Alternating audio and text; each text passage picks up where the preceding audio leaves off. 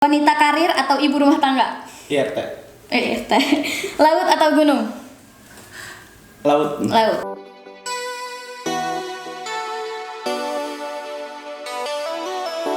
Assalamualaikum warahmatullahi wabarakatuh. Selamat siang teman-teman semua. Balik lagi di Mahat Mumu Podcast. Kayak kali ini ada yang beda nih buat teman-teman yang sering ikutin podcastnya Mumu. Nah, biasanya yang duduk di sini ini sosok laki-laki ya. Sekarang sosok wanita gitu. Kenalin, nama saya Desi Nurbaiti yang insya Allah akan membersamai kalian di podcast Mahat Mumu ini beberapa minggu ke depan. Oke teman-teman, langsung aja nih kita panggil narasumber kita kali ini yang sangat luar biasa. Kita panggil aja langsung Ahi Rizky. Tepuk tangan dong teman-teman semua, luar biasa nih. Kalian udah pasti nggak asing kan sama sosok beliau yang biasanya duduk di sini nanya-nanya, sekarang kita tanya-tanya, ulik-ulik, oke? Serem nih mau tanya-tanya.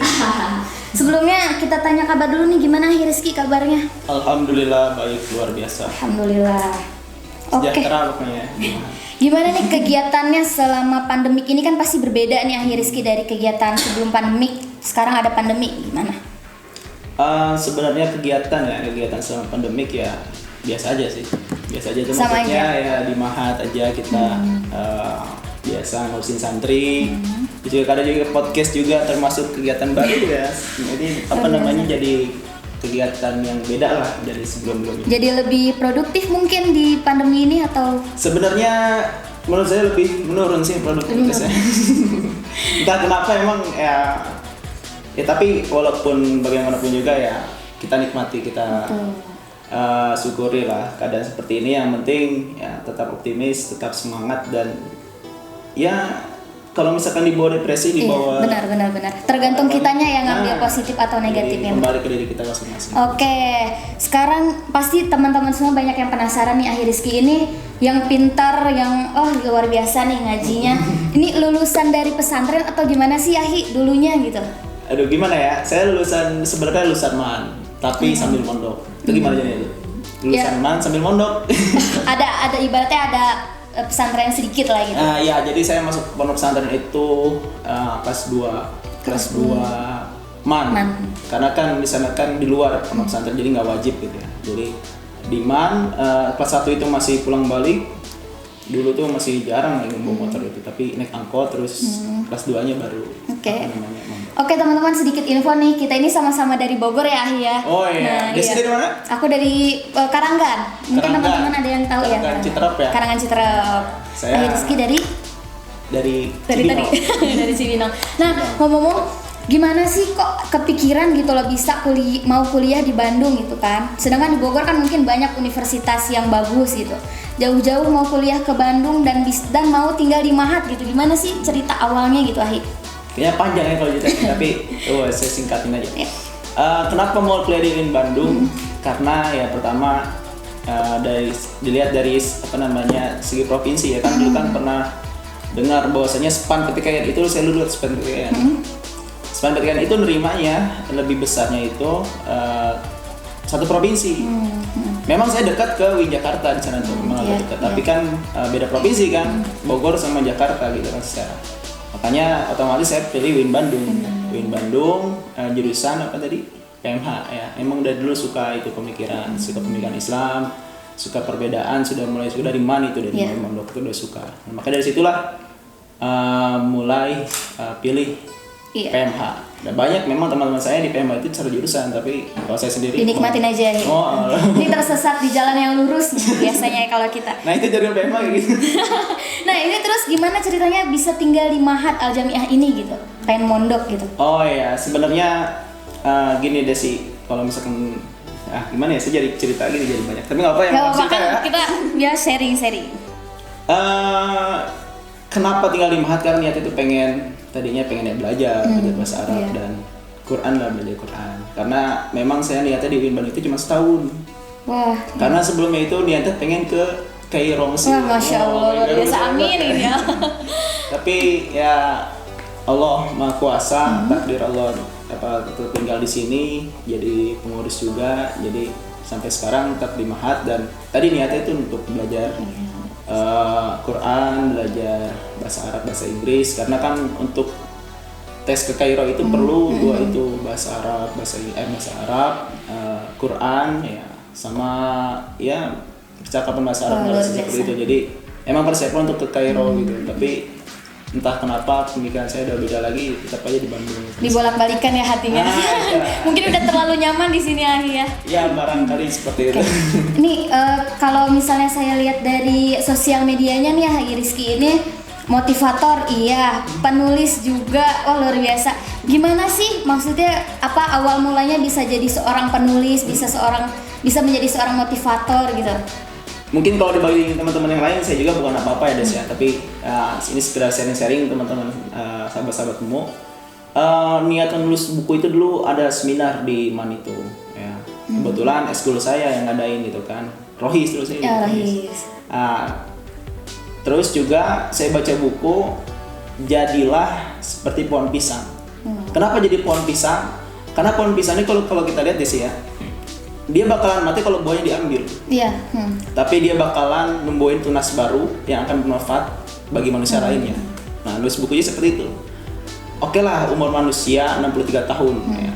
60 tahun, 63 tahun, tapi kalau dia punya karya, dia bakalan bisa dibaca karyanya. Seenggaknya gitu, punya ada bekasnya lah Iya, hidupnya. ada bekasnya. Kalau kertas dibakar dia ninggalin abu ya.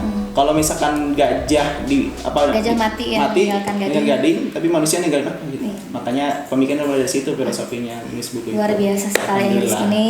Masih belajar. Teman-teman, mungkin bukunya Rizky mungkin apa aja yang udah pernah Rizky tulis gitu? Ada dua ya. Ada motivasi, ada novel. Novel ini maunya ada 2 jilid sih, tapi 1 jilid lagi masih dalam proses. Doanya aja teman-teman. Amin. Gitu. Oke, sekarang kan Rizky ini sering ngisi acara-acara ataupun sering memotivatori orang gitu ya. Yang memberi inspirasi gitu ya. Memberi inspirasi kepada orang-orang. Nah, tolong kasih tips and triknya dong gimana gitu biar kita tuh bisa ngasih nilai-nilai positif ke orang-orang gitu. Gimana? Sebenarnya ya saya juga belum terlalu bisa untuk motivasi orang, tapi seenggaknya sharing-sharing mah sedikit bisa gitu ya. Tapi bagaimanapun juga untuk memotivasi orang juga untuk diawali dari diri kita sendiri gitu ya. Kalau kitanya bicara semangat tapi diri kita yang nggak semangat, ya nggak bakal dengerin. Iya benar. Sama kayak Nabi dulu pernah pas di perjanjian Hudaybiyah, akhirnya disuruh pulang kan ya. Para sahabat nggak terima, tapi karena nabinya sahabat dan Nabi Muhammad itu tidak jadi untuk umroh, maka Nabi memerintahkan untuk menyembelih kurban. Nabi hanya menyuruh saja, tapi karena sahabat itu gimana ya, nggak suka gitu dengan keputusan Nabi, sahabat tidak menerima keputusan Nabi itu. Akhirnya Nabi nyuruh praktekin duluan menyembelih kurban. Akhirnya semua sahabat ngikutin. Artinya apa? Awali dengan diri kita sendiri dulu, perbaiki diri kita dulu, praktek apa yang kita sampaikan kita praktekkan dulu. Mungkin itu bisa lebih mengena ya. Kayak misalkan motivasi pengen nulis buku, ya kita juga nulis buku dulu. Nggak perlu mikirin baik nanti bagus apa enggaknya gitu, yang penting dulu ya. Gitu. Mungkin kebanyakan teman-teman ada yang suka bilang gitu ya, gimana nulis buku kok takutnya gimana takut nggak ada yang suka gitu. Iya. Tapi sejauh ini yang penting nulis dulu sih. Suka nggak suka kalau nggak ada yang yang penting actionnya aja dulu ya. Nulis dulu ya, masalah suka nggak sukanya masalah nanti. Yang penting kita sudah punya satu karya, satu bekas kita di hidup ini gitu. Satu acuan lah, satu motivasi. Gitu deh sih. Oke, balik lagi nih, tadi kan kata Rizky sebelum kita memotivasi orang lain itu kita motivasi dulu diri sendiri nih. Gimana caranya ketika Rizky lagi ngerasa down, lagi ngerasa capek dengan semua masalah hidup lah, ibaratnya beban hidup. Nah, apa yang hal Rizky lakuin gitu untuk memotivasi diri sendiri? Pastinya di hidup ini siapa sih nggak punya masalah? Iya, betul. Desi, saya, Evan, Yusuf Idris pasti punya masalah dalam hidupnya. Tapi tadi bagaimana caranya kita untuk menghadapi masalah tersebut ya?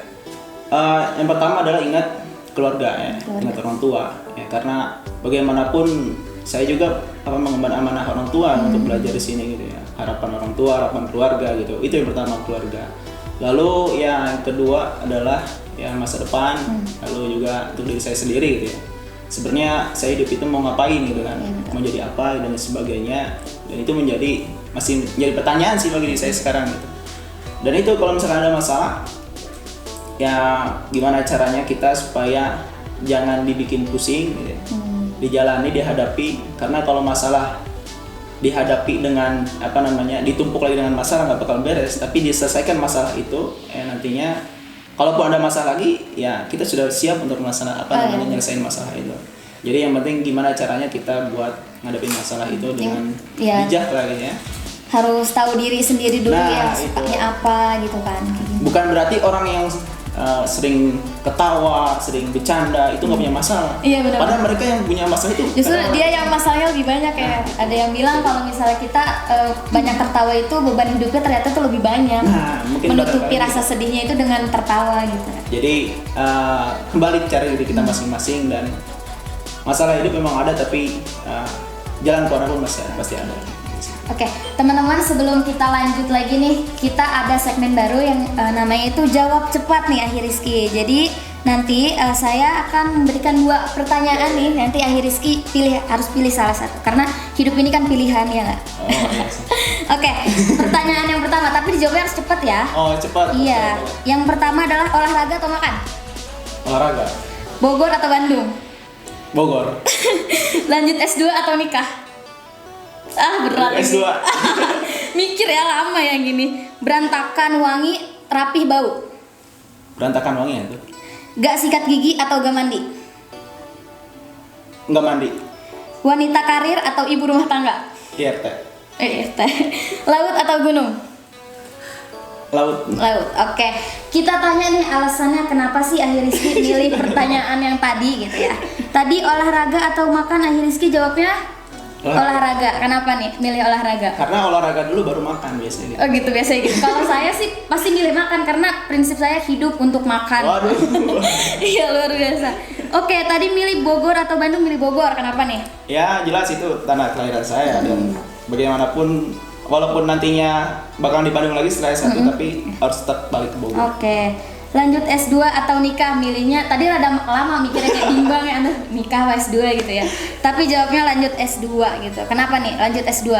Ya lanjut S2 ya karena punya mimpi, visi, punya tujuan di sana ya. Lanjut S2 di luar negeri? Itu juga. Amin. Amin. S2 mungkin sekalian nikah juga bisa. Oh, sambil menyelami Nanti masuk S2 dulu ya. S2 dulu baru masuk. Boleh. Bisa dicontoh teman-teman tipsnya. Berantakan wangi atau rapih bau? Milihnya berantakan wangi.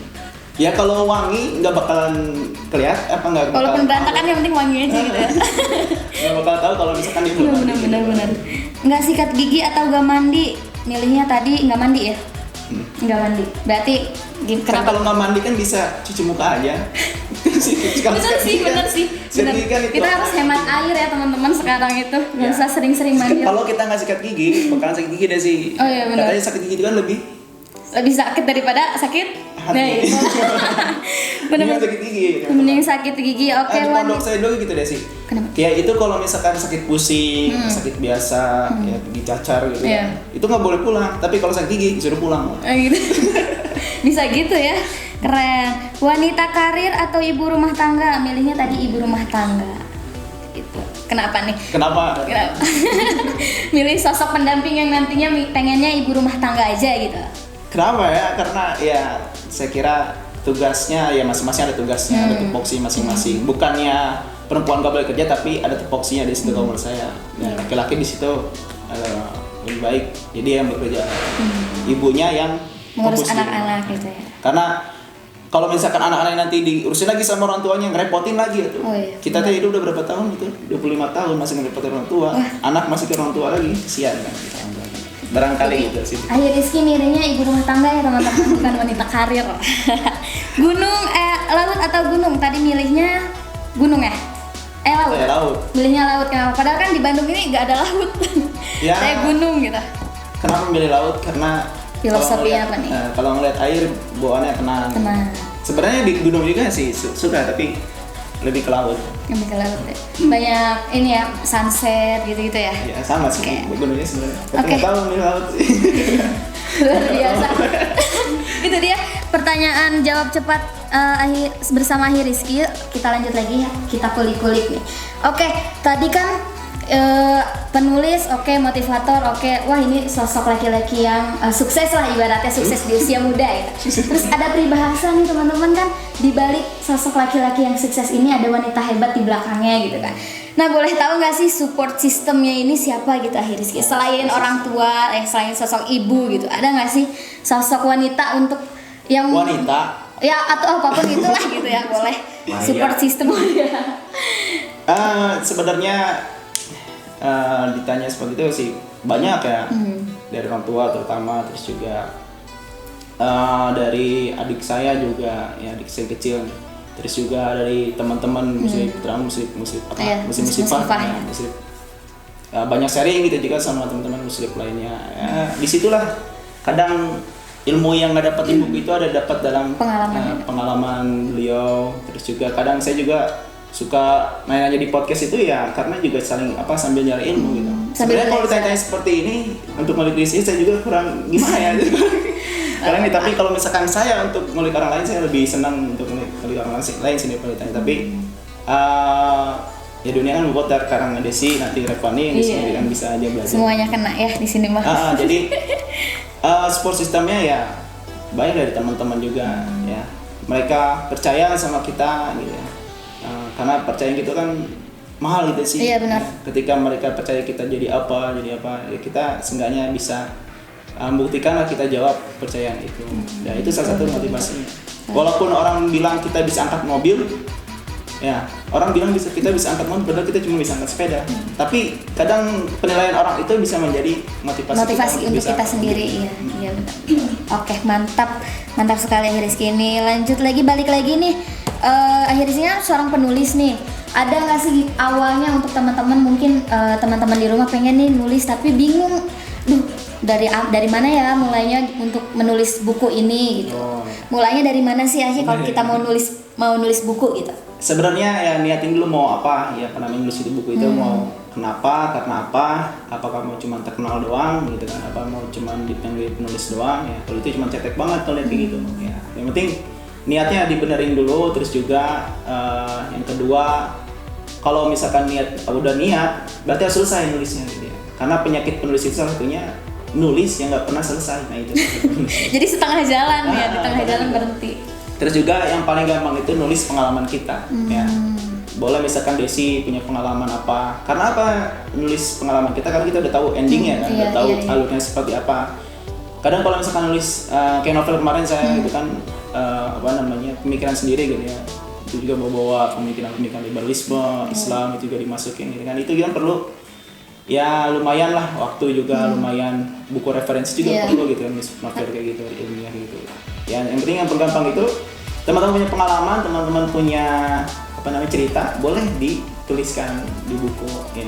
Itu bisa menjadi karya kan. Harus banyak baca juga ya, banyak referensi. Karena kan nulis kan bentuk kosakata, ketika kosakatanya nggak ada ya harus cari dari mana, dari buku, baca buku. Barangkali gitu deh. Insya Allah mudah-mudahan ya. Tulis di buku ini. Buku diari. BN, buku nikah. Nanti ya soon. Tapi pernah ngerasa buntu nggak sih Ahi lagi nulis nih? Aduh buntu, nggak ada pikiran mau nulis apa gitu. Pasti sering banget itu Mas. Pasti siapa sih yang jangankan nulis buku, nulis makalah, nulis artikel yang pendek aja itu kadang buntu gitu kan. Tapi ya yang pertama cari suasana tempat nulisnya yang tenang, yang santai. Nggak mungkin kita lagi dangdutan sambil nulis kan, nggak mungkin. Tapi inspirasi itu datang dari mana aja kadang ya? Iya. Nah juga ada satu cara ya. Dulu tuh Buya Hamka itu ketika beliau itu habis baca pasti punya kertas dan itu ditulis ya, malam-malam sampai malam bacanya itu, dan punya kertas kecil ditulis itu. Makanya buku-buku beliau itu banyak banget karena beliau itu suka ditulis dulu sebelum dituangkan dalam buku. Makanya sediakan buku kecil buat catatan kecil. Iya, inspirasi itu kadang di mana aja, kadang di WC itu lebih banyak. Tapi itu iya benar sih. Lagi bengong aja tiba-tiba datang ilham gitu ya. Ya dan penulis satunya harus suka ini ya, bengong. Bengong itu emang enak sih asli, gak mikirin apa-apa gitu ya. Ya kadang saya juga gitu, tapi banyak yang nggak tahu gitu. Ngomongnya gimana gitu. Harus coba itu. Bunga tapi jangan keseringan ya, ini bahaya kalau sering-sering bengong.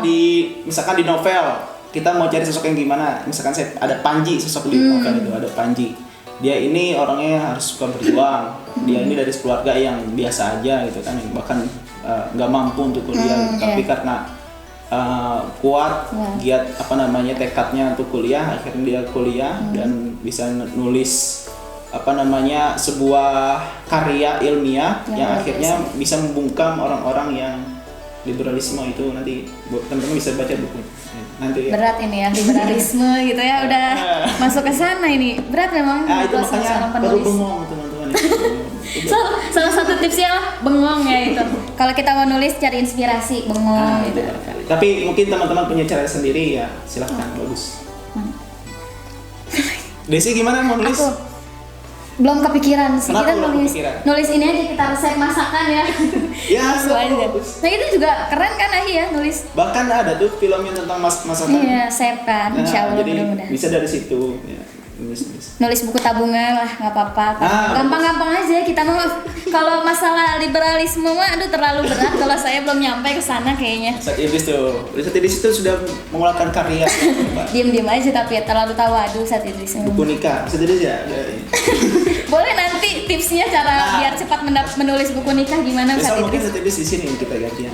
Tantang berani ya. Boleh. Oke. Aduh, cut dulu apa?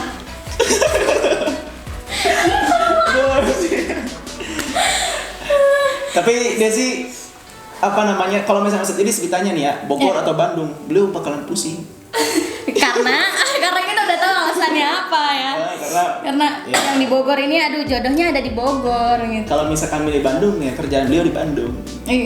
Kerjaan beliau di Bandung. Tapi kan sebagai sosok istri kan pasti akan ikut suami dong ke Bandung pasti. Tapi Saat Idris itu di kampungnya Teh Rahma itu sudah mulai disuruh di sini gitu.